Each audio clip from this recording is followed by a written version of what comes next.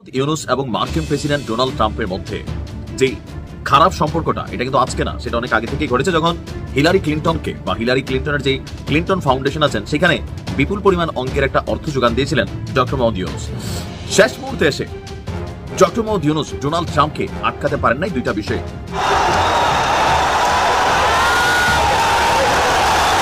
হাসনাত আব্দুল্লাহ যাতে পালাইতে না পারে, সার্জিস যাতে পালাইতে না পারে, এগুলোর পাইলে খালি কোপাইতে হবে। যেই দিন শেখ হাসিনা ফেস দেখাইয়া বক্তৃতা দিবে, 24 ঘন্টার ভিতরে শেখ হাসিনা ঢাকা শহরে, আবার চেহারা দেখানো ঢাকা শহর দখল হওয়া, এই দুইটার মধ্যে 12 ঘন্টার ডিফারেন্স হবে।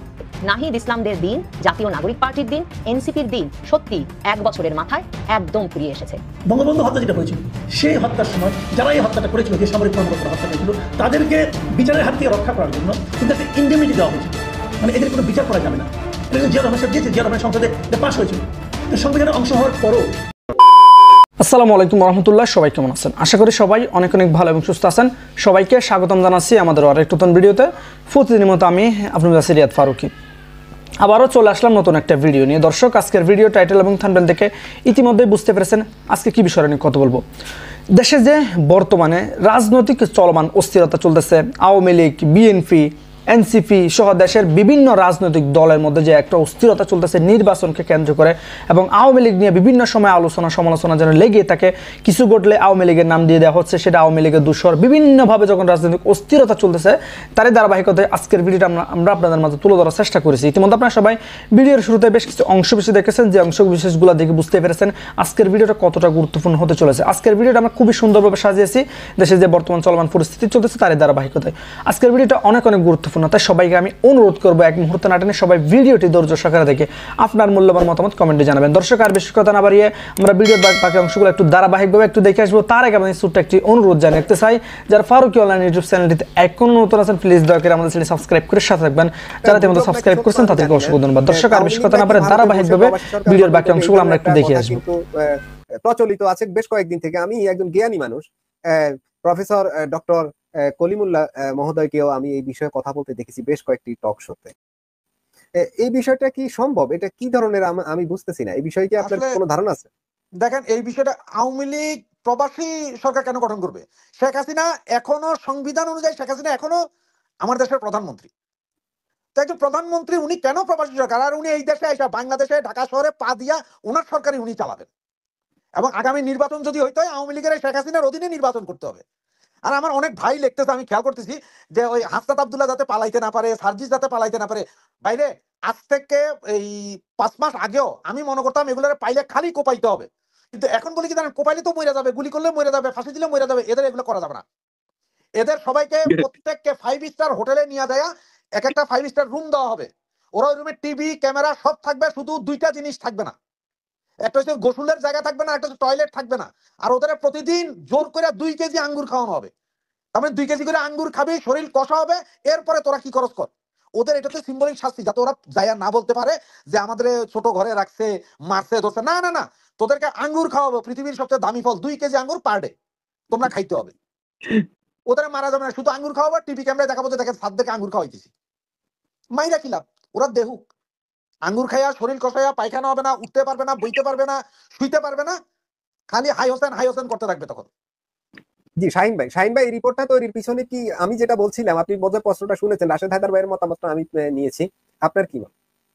দেখেন, এই যে রিপোর্টটা একটা উদ্দেশ্যপ্রণীত আওয়ামী লীগকে হেয় প্রতিপন্ন করা, মানুষের কাছে আওয়ামী লীগকে মানে একটা ভয়ঙ্কর এবং একটা সন্ত্রাসী জঙ্গি সংগঠন হিসেবে পরিচয় করা, যা তাদের এই যে স্বপ্নই থাকবে। এটা মানুষের জনগণ এবং সারা বিশ্বে কোন দেশ বিশ্বাস করে না যে আওয়ামী লীগ জঙ্গি বা আওয়ামী লীগকে তারা জঙ্গি ট্যাগ দিতে পারবে। কারণ কি, যে তারা বিশ্বের কাছে যতই তারা নিউজ প্রচার করুক, বিশ্ব আজ প্রমাণিত, বিশ্ব দেখতে পেয়েছে যে জননেত্রী শেখ হাসিনা ছিল একমাত্র একটা বাংলাদেশের জন্য যোগ্য প্রধানমন্ত্রী, যিনি মানে জঙ্গি নিয়ন্ত্রণের জন্য একটা জিরো টলারেন্স সরকার। বুঝতে পারছেন? আর মানে তারা যতই আওয়ামী লীগের জঙ্গি ট্যাগ দেখ, যত কিছু করুক, মানে তাদের এই যে ট্যাগ আর এই যে বিভ্রান্তকর মানে উপস্থাপনা বা তাদের প্রচারণা, আমার মনে হয় যে একদিন তারা এই প্রচারণা তারা নিজেরই ফেসে যাবে। মনে করি যে অচিরেই বাংলাদেশের যে একটা যুগ মানে প্রবর্তন, একটা যে ভূমিকা এটা আসবে, এটা বাংলাদেশ মানুষ দেখতে পারবে। তারা এই যে দেশে একটা অস্থিতিশীল পরিস্থিতি তৈরি করার মাধ্যমে মানে আপনারা যারা মানে মজিপ্রিয় লোক আছেন, বা যারা আপনারা আপনার জাতির জনকের আদর্শে আপনারা বিশ্বাস করেন, যারা আপনারা বাংলাদেশকে বিশ্বাস করেন, যারা আপনারা স্বাধীনতাকে বিশ্বাস করেন, আপনাদেরকে ক্ষতি করার জন্য তারা কিন্তু এই প্ল্যানটা, তাদের এই ফাঁদটা। আমি আপনাদেরকে বলছি যে আপনারা সচেতন হন। আপনারা এই ধরনের এই যে তাদের এই প্রোপাগান্ডা, তাদের যে ভুল তথ্য, তাদের যে এই জিনিসগুলো থেকে আপনারা নিজেকে সেভ করবেন। আওয়ামী লীগ যেদিন আসবে আপনারা অবশ্যই জানবেন, আওয়ামী লীগ কাউকে না জানিয়ে আসবে না। যখন সেখানে যেদিন আসবেন সেদিন সারা পৃথিবীতে মানে সব দিকে আলোচনা হবে আওয়ামী লীগকে নিয়ে। মানে আওয়ামী লীগ যেদিন আসবে বাংলাদেশে, মানে বিশ্ব আওয়ামী লীগের সাথে একসাথে হয়ে আওয়ামী লীগ যেদিন আসবে না শাহিন ভাই, শেখ হাসিনা যেদিন আসবে। জি, শেখ হাসিনা, আমি কথা বলছি যে আওয়ামী লীগের যে আমাদের যে আওয়ামী লীগকে বলতে আমরা মানে বলতে চাচ্ছি যে আমাদের যে দলীয় প্রধান এবং আমাদের উনি যেদিন বাংলাদেশে ঢুকবেন, সারা বিশ্বের সাপোর্ট নিয়ে বাংলাদেশে ঢুকবেন। হয়তো একটা বিশ্বের 2টা দেশ আছে, যেটা এক নম্বর ইউএস আর 3 নম্বর পাকিস্তান। এই 2টা দেশের সাপোর্ট আমাদের দরকার নেই। এই 2টা দেশের সাপোর্ট আমাদের দরকার নেই। আর বাকি যে দেশগুলো আছে প্রত্যেকটা দেশে আমাদের বাংলাদেশের পক্ষে এবং বাংলাদেশ আওয়ামী লীগের পক্ষে এবং জনতা শেখ হাসিনার পক্ষে, তারা সাপোর্টের মাধ্যমে আমাদের জনতা শেখ হাসিনা বাংলাদেশ প্রত্যাবর্তন করবেন ইনশাআল্লাহ। ধন্যবাদ। তো একটা সিগন্যাল আপনাদের দিই, শেখ হাসিনা এখনো মাত্র বিভিন্ন গ্রুপে বিভিন্ন লোকের সাথে ফোন কলে কথা বলেন, এতটুকু, এতেই ওদের জয়লা যায়। এইটা মনে রাখেন, যেই দিন শেখ হাসিনা, আমরা যেমন ফেস দেখাচ্ছি, যেই দিন শেখ হাসিনা ফেস দেখায় বক্তৃতা দিবে 24 ঘন্টার ভিতরে শেখ হাসিনা ঢাকা শহরে। আর এটা ওই দিন আমি কেউ চিন্তা করা যে আপা বাবুবু বা নেত্রী যেই দিন চেহারা দেখাইছে 24 ঘন্টার ভিতরে আমরা ঢাকা শহর পৌঁছাইতে হবে। এটা হচ্ছে মূল কাহিনী। আপার চেহারা দেখানো, ঢাকা শহর দখল হওয়া, এই দুইটার মধ্যে 12 ঘন্টার ডিফারেন্স হবে। দেখবেন আমাদের এখানে অনেক গণ অভ্যুত্থান হয়েছে, অনেক হত্যাযজ্ঞ হয়েছে, অনেক রাজনৈতিক পট পরিবর্তন হয়েছে। এদেশে বহুবার হয়েছে। বঙ্গবন্ধুকে 75-এ হত্যা করা হয়েছে, জিয়াউর রহমানকে হত্যা করা হয়েছে, আবার এরশাদকে ক্ষমতাচ্যুত করা হয়েছে। এই সবগুলোই কিন্তু প্রচলিত আইনের বাইরে গিয়ে করা হয়েছে। বিচার হয়েছে কয়টার? অথবা এগুলোর বিচার থামানোর চেষ্টা হয়েছে কয়বার? দেখুন, জিয়া হত্যার কিন্তু বিচার হয়েছে, এটা এরশাদ করেছে, কিন্তু অনেকে মনে করেন সেটা সঠিক বিচার হয়নি। এরশাদ ওই বিচারের নামে কিছু মুক্তিযোদ্ধা সেনা কর্মকর্তাকে ফাঁসিতে ঝুলিয়ে দিয়েছেন। আওয়ামী লীগ কি করেছে?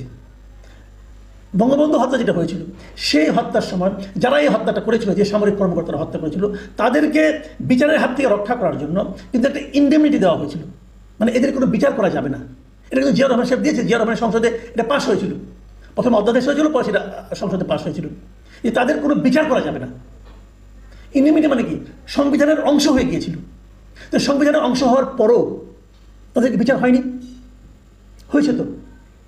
তারা যখন এই কাজগুলো করেছে, ওই সময় কিন্তু আওয়ামী লীগ মাঠে ছিল না। আওয়ামী লীগের কাউকে খুঁজে পাওয়া যায়নি বঙ্গবন্ধু হত্যার পরে। এবং ওই সময় এই লোকগুলিকে অনেকটা জাতীয় বীরের মর্যাদাও দেওয়া হয়েছিল। এবং পরবর্তীতে যে সরকার, মানে ওদের এই ঘটনার কারণে যারা বেনিফিশিয়ারি হয়েছিল, বিশেষ করে জিয়াউর রহমান এবং তার দল যারা ছিল, তারা কিন্তু এই লোকগুলিকে পুরস্কৃত করেছেন। এবং করার পর তারপরও কি এই ইন্ডেমনিটি প্রাপ্ত ব্যক্তিদের বিচার হয়নি? হয়েছে। আওয়ামী লীগ ক্ষমতায় এসে ঠিক মতো বিচার করেছে, ফাঁসির রায় হয়েছে, অনেকে বিদেশ থেকে উড়িয়ে এনে ধরে এনে ফাঁসিতে ঝোলানো হয়েছে, যে কজনকে ধরা পড়েছে তাদেরকে ফাঁসি হয়েছে। এবং সেই বিচারের সময় বিএনপি তাদের প্রতিবাদ করেছিল যে বিচার করা যাবে না, না করে নাই, করে নাই। যারা সেই সুবিধা পেয়েছিল এই ঘটনার কারণে, তারা যে ঘটনা ঘটিয়েছিল, তারাও কিন্তু এই বিচারের কোনো প্রতিবাদ করে নাই। এটাই হয় বাস্তবতা। তো আমি এই কথাটা বললাম মানে এদের ক্ষেত্রে তাই হবে আমি তা বলছি না, কিন্তু আমি বলছি যে এই সমস্ত ঘোষণা এবং এটাকে অমুক জায়গায় ঢুকাতে হবে, এইগুলি কোনো কিছুই আসলে কিন্তু আপনাকে রক্ষা কবচ নয়। রক্ষা কবচ কোনটা সেটা আমি বলি। রক্ষা কবচ হলো আপনারা যদি এই বিষয়গুলো নিয়ে জনগণের কাছে যেতে পারেন, যদি জনগণ আপনাকে গ্রহণ করে, গায়ের জোরে না, পাওয়ার দেখিয়ে না, ভালোবাসা দিয়ে, কাজের মাধ্যমে। দেখুন, ফারুক রশিদ ওনারা বঙ্গবন্ধুকে হত্যা করেছিলেন, ওনারা কিন্তু একটা পার্টিও করেছিলেন। সেই পার্টির নাম ছিল ফ্রিডম পার্টি। ফ্রিডম পার্টি কিন্তু জনগণের কাছে যেতে পারে নাই, এবং যেতে পারে নাই বলেই তারা কিন্তু হারিয়ে গেছে। এবং তাদেরকে যখন মৃত্যুদণ্ড দেওয়া হয়েছে, তবে ফ্রিডম পার্টি কোনো প্রতিবাদ করতে পারেনি। আবার দেখুন, আমি যদি বঙ্গবন্ধু হত্যাকাণ্ডের বেনিফিশিয়ারি হিসাবে জিয়াউর রহমানকে ধরি অথবা বিএনপিকে ধরি, তাহলে কি হচ্ছে? বিএনপি কিন্তু একটা বড় দল হওয়ার কারণে, জনগণের সঙ্গে সম্পৃক্ত হওয়ার কারণে বিএনপি কিন্তু বহাল তবিয়তে ঠিক আছে। গত 15 বছর বিএনপিকে নিশ্চিহ্ন করার জন্য আওয়ামী লীগ কিনা করেছে, তারপরও বিএনপিকে নিশ্চিহ্ন করা যায়নি। জামাত ইসলামকে নিশ্চিহ্ন করা যায়নি। কেন যায়নি? কারণ জামাতও জনগণের সঙ্গে তার মতো করে যতটুকু সম্ভব তারা সম্পৃক্ত হতে পেরেছে। এই জনগণের সম্পৃক্ততা হলো সবচেয়ে বড় ইন্ডেমনিটি। সেটা করার চেষ্টা করুন। ওটা আইন হলো নাকি তফসিল হলো নাকি সংবিধানের পার্ট হলো, ভাই এতে কিচ্ছু যায় আসে না। যায় আসে জনগণের সঙ্গে কতটা সম্পৃক্ত হতে পারলেন, জনগণ আপনাদেরকে কতটা আপন করে নিল। একটা কথা মনে রাখবেন, গত অগাস্টের পর জনগণ কিন্তু এই বৈষম্যবিরোধী ছাত্র আন্দোলনের যারা সামনের দিকে আছেন, এদের প্রায় অনেককেই তারা কিন্তু আপন করে নিয়েছিল, নিজের মনে করে নিয়েছিল। সেই জায়গায় আপনারা থাকতে পারেননি আপনাদের আচরণের কারণে, আপনাদের কর্মকাণ্ডের কারণে। এখনো সময় আছে। আপনারা এর মাঝে একটা ভালো কাজ করেছেন, সেটা কি জুলাই পদযাত্রা করেছেন, সারা দেশে গেছেন, আপনারা মানুষকে সম্পৃক্ত করার চেষ্টা করেন। 2-1টা ঘটনা বাদে গোপালগঞ্জে এবং কক্সবাজারে, এবং আবার দেখলাম ইয়েতে আরেকটা জায়গায় আপনারা করেছেন এরকমভাবে নেত্রকোনায়। মানুষকে খেপে দিয়ে কোনো লাভ নাই, মানুষকে গ্রহণ করার চেষ্টা, অ্যাকোমোডেট করার চেষ্টা করুন। সেক্ষেত্রে মানুষ আপনাদের উদারনৈতিক এই দৃষ্টিভঙ্গিকে ভালোভাবে নেবে। প্রতিহিংসামূলক দৃষ্টিভঙ্গিকে মানুষ ভালোভাবে নেয় না, এটা বাঙালির কেউ নেয় না, এই দেশের লোকজন নেয় না। এটা এই জিনিসটা মাথায় রেখে আপনারা অগ্রসর হন। তারপরেও আমরা দেখতে চাই যে কি আসে নতুন বাংলাদেশের ইশতেহারে, আমরা দেখতে চাই কি আসে সরকার ঘোষণা, সরকার যেটা 5 তারিখে ঘোষণা করতে যাচ্ছে জুলাই ঘোষণাপত্রে।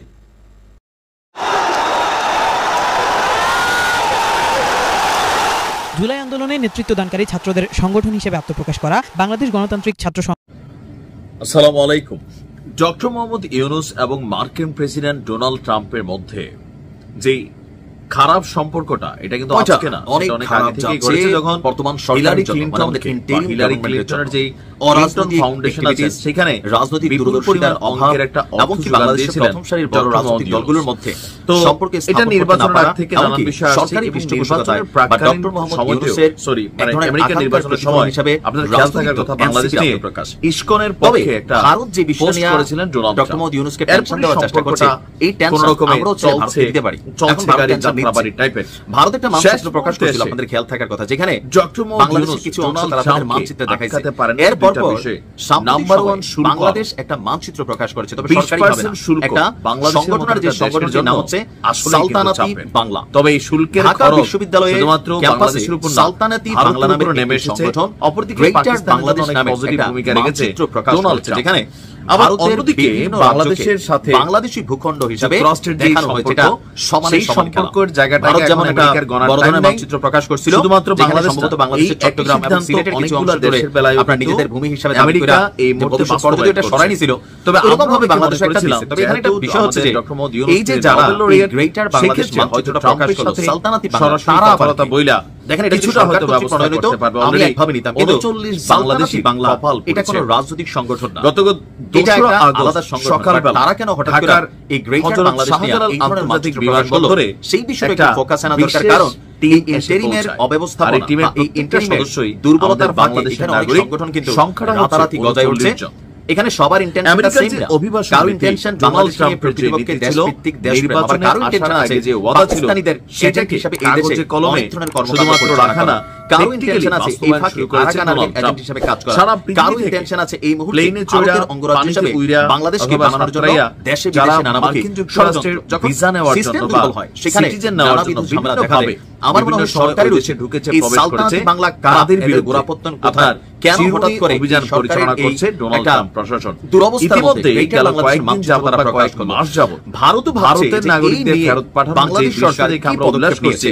এখন বাংলাদেশের উপর রাজ্যসভায় কংগ্রেসের দৃশ্যের পুনরাবৃত্তি, যেখানে বলা হয়েছে বাংলাদেশকে 39 বাংলাদেশিকে ফেরত পাঠিয়ে যুক্তরাষ্ট্র নিরাপত্তার প্রভাব বিষয়ে ভারত সরকার মূল্যায়ন করছে কিনা, তারা বাংলাদেশ সরকার হবে এই সঙ্গে কোনো কূটনৈতিক আলোচনা হয়েছে কিনা। দেখেন কিসের কূটনৈতিক আলোচনা হবে?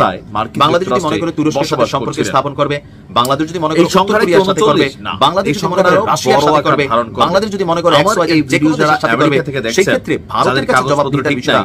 কেন আসবে ভারত সরকার, কেন খুবই খারাপ বাংলাদেশকে এই ধরনের চাপ প্রয়োগ করবে আগামী এই সময়। তবে যেহেতু পাকিস্তান ইস্যু যেখানে আছে সেখানে ভারত কিন্তু কনসার্ন করছে। তুরস্ক ফ্যাক্ট হচ্ছে এই যে শুল্কের খেলায় ভারতের সেনাপ্রধান থেকে শুরু করে বিভিন্ন মিডিয়া বাংলাদেশের বিভিন্ন যে প্রতিবেদনগুলো দিচ্ছে যে বাংলাদেশ পাকিস্তানের গোয়েন্দা সংস্থাগুলো কাজ করছে, বর্তমান সরকারের সাথে তাদের পৃষ্ঠপোষকতা রয়েছে, সেই কয়েকজন ব্যক্তির নামটা প্রকাশ করছিল। কিন্তু এগুলো নিয়ে আসলে বাংলাদেশের উপরে তাদের কাছে স্পষ্ট কোনো এভিডেন্স নাই, এটাও সত্য। ভারতের যেই আপনার ভারতের পররাষ্ট্রমন্ত্রী বলছেন জাতীয় স্বার্থের ইস্যুতে বাংলাদেশের উপর গভীরভাবে নজর রাখছে দিল্লি। এখন বাংলাদেশের এই 20% শুল্কের উপরও সব ব্যবস্থা সরকার পজিটিভ ভাবে নিয়েছে। সালতানাতি বাংলা নামে রাজনৈতিক দলগুলো নেই বলে শুভেচ্ছা দিচ্ছে, সরকার জানিয়েছে চরমোনাই পীর সাহেব শুভেচ্ছা দিচ্ছে করেছে জয়শঙ্কর। 20% এর মধ্যে রাখছে, সেটা মানচিত্র আমার নজরে পড়ছে, অনেকে দেখছে এটা আসলে আমাদের খুশি হওয়া ছাড়া কোনো ভারত বাংলাদেশের মধ্যে আবার কোনো যুদ্ধ আমেরিকা চাইলে এটা আরো বেশি বাড়াই দিতে পারতো, বড় কোনো চিন্তা আমেরিকা এবং বাংলাদেশের মধ্যে যে বিনিয়োগের ইস্যুটা, সেখানে আত্মঘাতী ছাড়া কিছু না। বাংলাদেশে যেভাবে নেন ভারতের সাথে বাংলাদেশ গেলে যুদ্ধে জড়ালে বাকিরা বৈষম্য নামার হাততালি দিবে, রং দেখবে, বাংলাদেশ ক্ষতি যা হওয়ার বাংলাদেশের হবে।